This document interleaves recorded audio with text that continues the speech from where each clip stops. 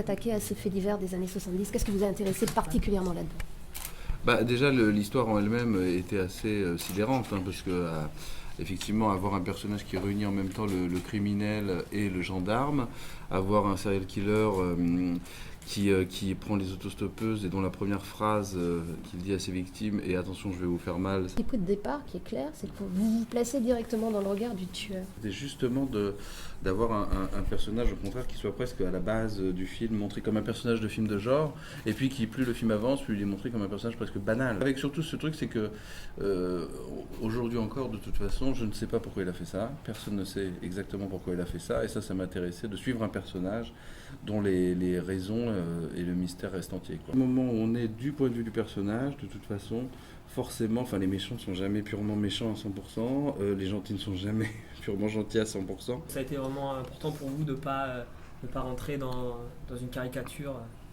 En tout cas, de ne pas expliquer, oui. Ça, c'était important parce que je ne vois pas ce que j'aurais pu expliquer.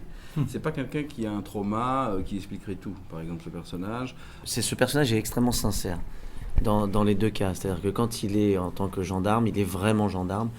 Il ne joue pas, il ne fait pas l'acteur, il ne joue pas au gendarme pour essayer de piéger ses amis.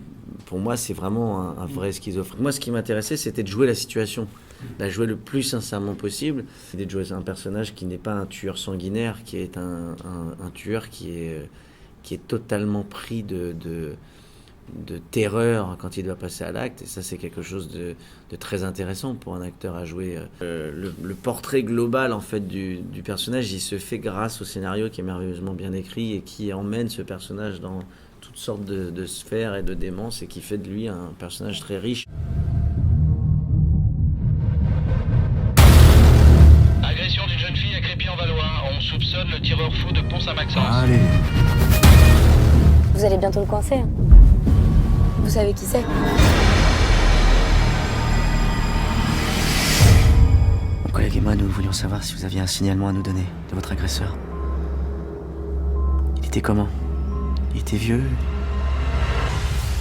Alice, vous comprenez, on a besoin d'éléments. Je comprends. Alice, je vous promets qu'on va tout faire pour arrêter celui qui vous a fait ça.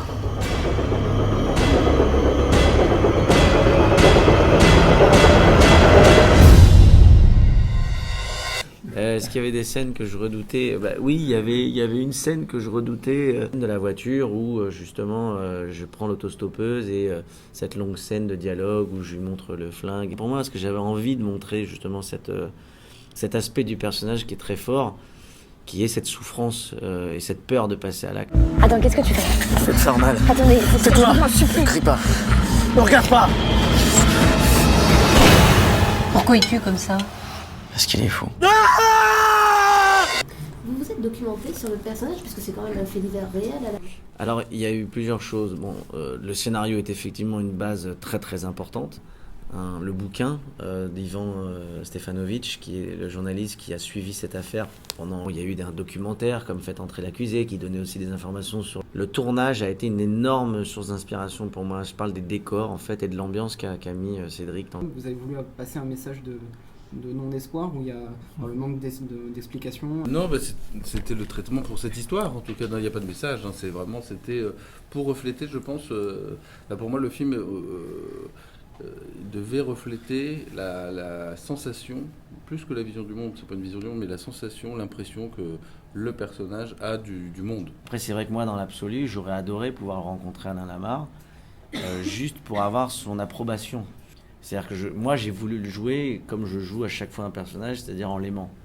Moi, je ne peux pas jouer un personnage que je déteste, j'en suis incapable. Il faut que j'arrive à essayer de comprendre un petit peu sa démarche. Alors, c'est terrible ce que je suis en train de dire, mais je dis ça avec beaucoup de mesure. Ça n'excuse en rien les faits et tout ce qu'il a pu commettre.